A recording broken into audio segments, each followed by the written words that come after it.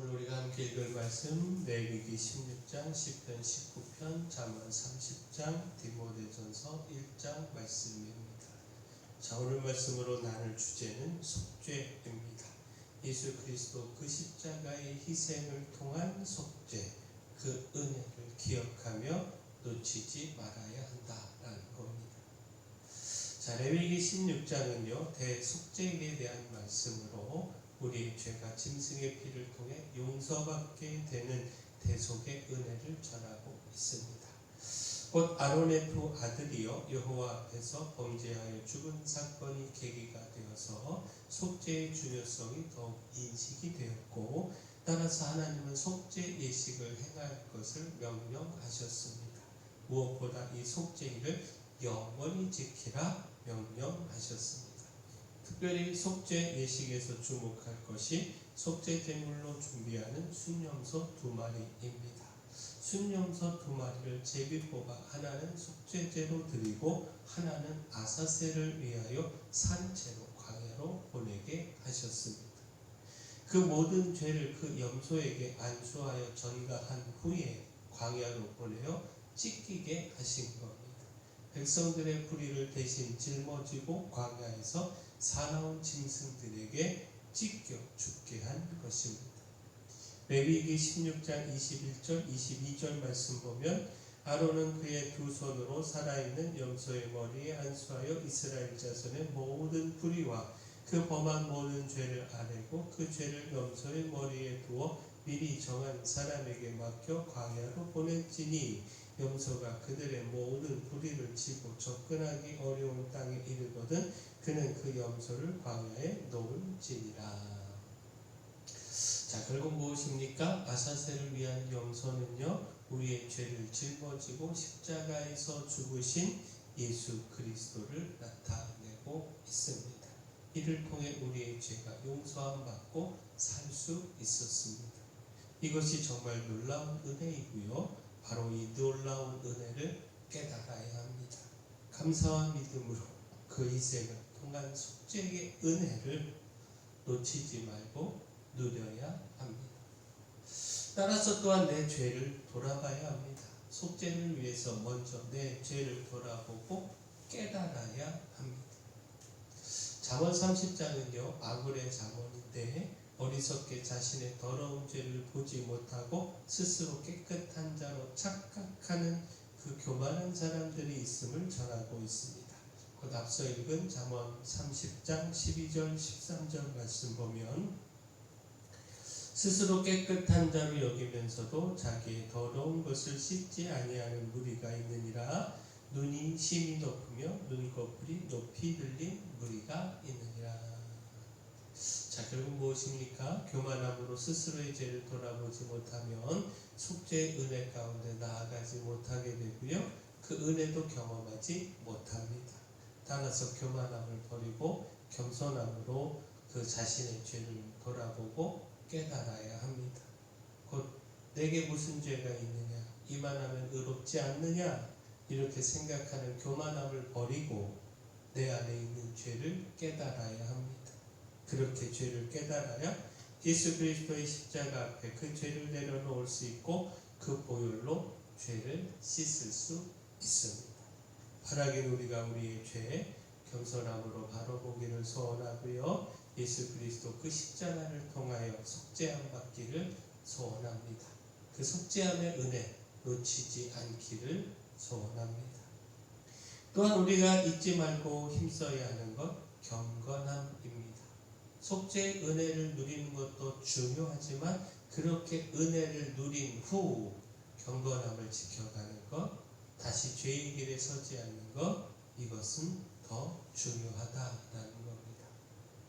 시편 19편은요 피조세계와 율법에 나타난 하나님의 영광을 찬양한 다윗의 시입니다.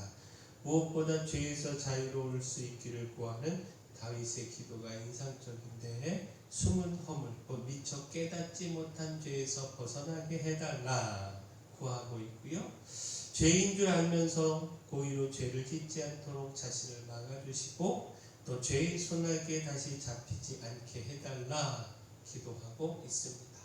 시편 19편 11절에서 13절까지 말씀 보면 또 주의 종이 이것으로 경고를 받고 이것을 지킴으로 상이 크니이다.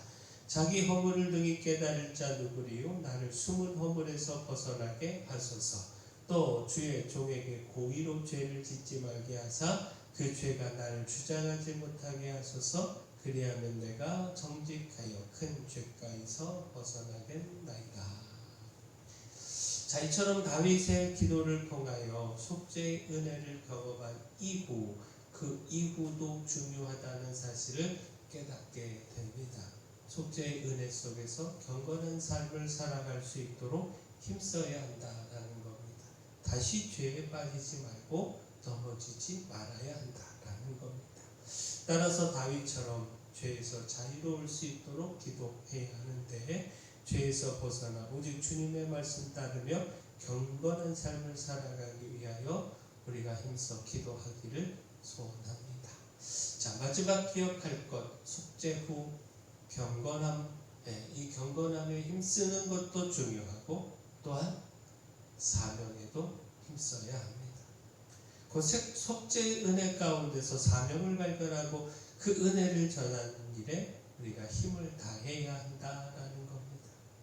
디모데전서 1장에 하나님의 긍휼의 은혜, 바울 그 자신에게 직분을 맡겨주신 하나님의 은혜, 이 은혜를 찬양하고 있는데, 디모데전서 1장 11절 12절 말씀 보면 이 교훈은 내게 맡기신 바 복되신 하나님의 영광의 복음을 따름이니라. 나를 능하게 하신 그리스도 예수 우리 주께 내가 감사함은 나를 충성되이 여겨 내게 직분을 맡기시니.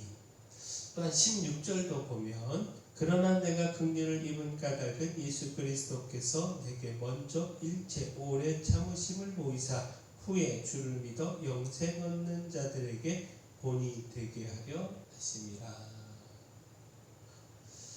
자, 이런 바울의 찬양과 고백 속에서 자신에게 맡겨진 복음 선포의 사명, 이 사명을 잊지 않고 있는 바울의 모습을 보게 되는데, 바울은 이 사명을 감사와 은혜로 여겼죠. 또 바울은 자신이 긍휼을 입은 까닭, 그 속죄의 은혜를 입은 까닭에 대해서도 말하고 있는데, 예수님의 오래 참으심의 사랑을 모두에게 드러내 보이고, 또 이를 통해 이후 예수님을 믿고 영생을 얻게 하려고 하는 사람들, 그들의 본보기로 삼고자 하신 것이다, 이렇게 고백하고 있습니다.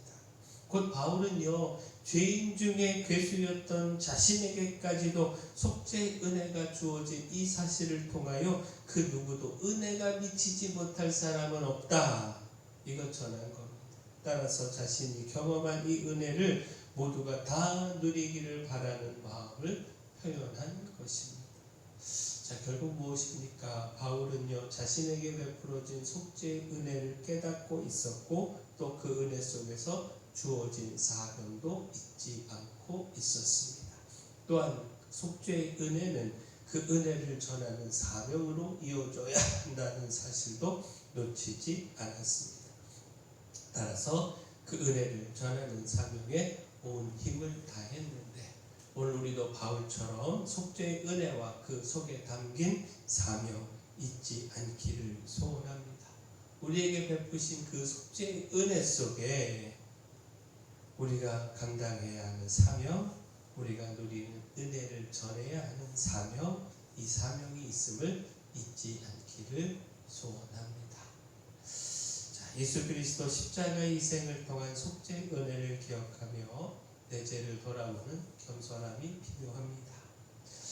속죄의 은혜 이후 경건함을 지켜가기 위한 일에도 힘을 다해야 하고요, 속죄의 은혜 속에서 사명을 발견하고 그 은혜를 전하는 일에도 힘을 다해야 합니다.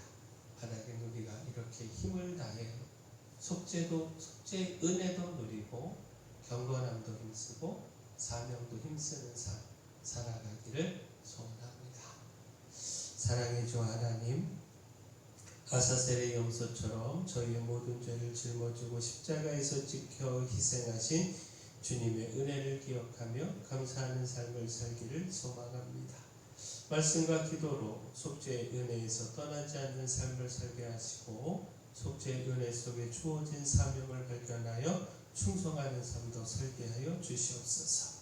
교회 내 연약한 모든 분들, 주님의 기적이 필요한 분들 주님이 다 아시지 않습니까? 그 권능의 손으로 안수하시고 치료하여 주시옵소서. 주님의 놀라운 역사 나타내 주시옵소서. 4월 14일 이전 감사 및 봉헌 예배 하나님 앞에 올려드립니다. 하나님의 영광이 나타나는 예배 되도록 주님 임재하여 주시옵소서. 모든 것 주님께 맡겼고 예수님 이름으로 기도합니다. 아멘.